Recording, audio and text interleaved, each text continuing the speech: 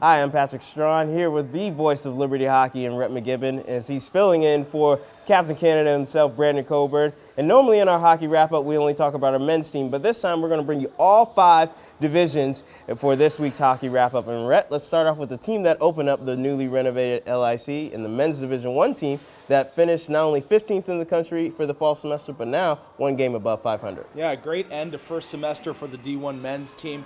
It all is about the rookies, in my opinion. You know, the veterans have been playing consistently well throughout the first semester, but it was something that just clicked for the young guys on this team. They started to realize how to play in the ACHA against other men. It's a much different game than in junior hockey against guys that are kind of your own age. You're playing against 24, 25-year-olds here in the ACHA. So all of a sudden it seemed like, you know, the magic just happened for these guys, and Liberty Hockey is starting to roll. Yeah, they are starting to roll as now they're back in the national tournament picture coming into the next semester. So what is it going to take for this team to kind of keep the motor running and be able to finally cash in and be playing this March? Well, you're going against some huge teams here. You got Stony Brook coming up. You're going to Ohio. So you're at least going to have to split with these guys. If you go 0-4 in games like this, say goodbye to nationals. However, if you're able to split, you do well against, Michigan Dearborn, and then you go on and play Minot here at home, and you can have a good showing against these teams, then I'm very confident that the D1 team will be able to make it to the national tournament. Now, not to be outdone by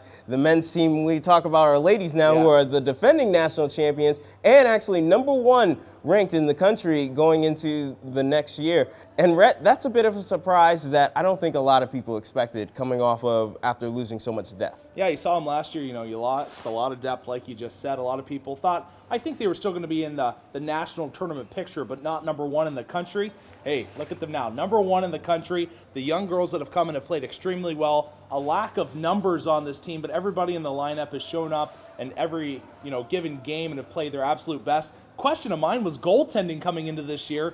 Would it be enough? It has been. They've been absolutely phenomenal, the freshman duo. They've played stellar. So no questions here moving forward. I think they're going to be a really solid team. Madison Fisher actually coming back next semester and a couple of winter transfers. So team getting a couple extra numbers, a little bit more depth, which will help them in the long run. Yeah, absolutely. And no one ever questioned the skills that these ladies had because it was more like you just touched on the depth, but they really have shown kind of how their legs have been really carrying them the whole way. Yeah, and that's going to have to continue the rest of the way. If they want to become, defending national champions that have a, back-to-back national titles, the numbers, the legs, like you just said, are going to have to stay there. Everybody in the lineup's going to have to contribute in some way each night that they play. So if that can continue, they should be right up there, against probably Miami of Ohio when this thing's all said and done.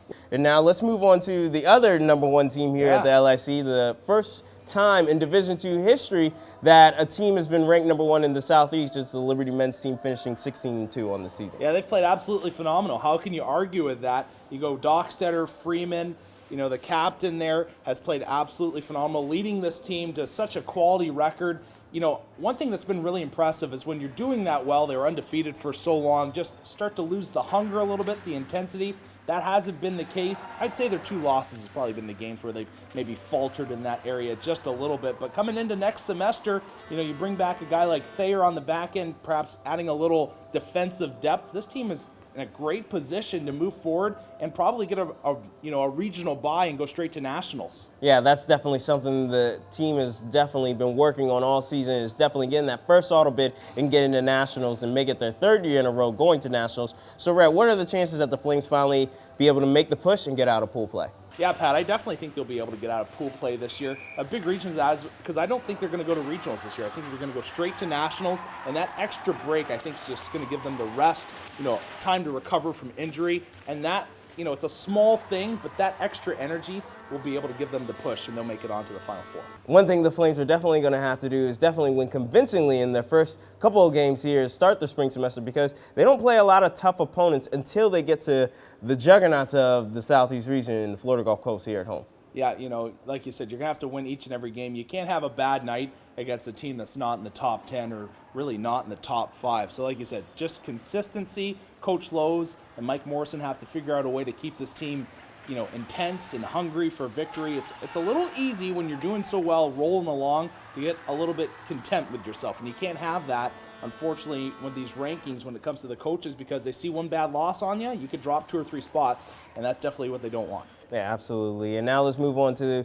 the last men's team here, the Division III team. Your boys, actually. Yeah, they need a coaching change. More than that, no. Well, actually making it the 4th year in a row that they're ranked in the region. Yeah, it's big for the guys here. We've done a good job of starting off 0-5 on the year, and then kind of going along with the D1 men's team. It's a similar path. The young guys have kind of figured out their way at college hockey, and the team has really gelled and kind of bought in, and they're playing good hockey right now. Yeah, you guys are now sitting at number 12 in the region. Definitely need 2 more spots to get up into the top 10 so you can make that your second regional berth. So what's it going to take to get things going next semester? Oh, you go to Tennessee next semester and you play against South Carolina, which is a team that's ranked 10th right now in the region, so you definitely have to beat them. And then you have the next weekend, CNU, who I believe is ranked 7th, comes into town, and you're at least going to have to split with them. So if you can take 2 of 3 from CNU and South Carolina and not lose any stinkers, we should be there.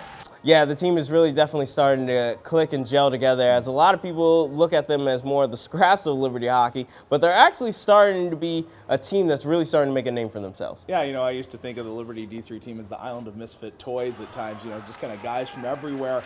But like you said, they've really started to gel together. We've got a lot of talent that came in on this last recruiting class. Jonathan Clackering, Kyle Jasmine, Travis Swires, so on and so forth. All the rookies have come in and have just done an excellent job. It's probably the best core we've had since the year Coburn came in, along with Guerreri and Carl Harder. So this is the next class of Liberty D3 hockey. You got a great group of Christian young men that are just, I think, going to lead the way, and I think you'll see with this class here, if we can add on to it a little bit, it'll be the first D3 team that makes it to nationals. Absolutely. And not to be outdone, obviously the last team that we want to talk about, the women's Division II team, who are actually ranked in the East region of Division II, sitting at 11th.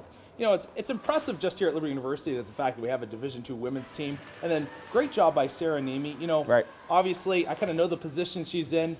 You go through the recruiting tryout, the big team gets obviously, the players they want, and then you choose from the rest. And she's done a great job year after year. Just this team is growing and going in the right direction. Like you said, ranked 12th in the region. So, it's a process for her. It's a process for the girls, but you can definitely see the improvement that they've made. Yeah, definitely. They still have an outside shot at nationals, too. As we're talking with Sarah Nemi, she said, we definitely have a chance of still getting into a national tournament. We just have to start playing a bit more of a consistent game each night in and night out. Yeah, and she's the girl to do it. She's a fantastic player, has a great hockey mind, comes from really a great hockey family. So I'm sure Sarah, excellent job by her and her staff, just kind of, it's all about development, right? And, she's been doing a great job over the last couple of years. And, I think this is the year. I think this is the year that they'll make it to nationals.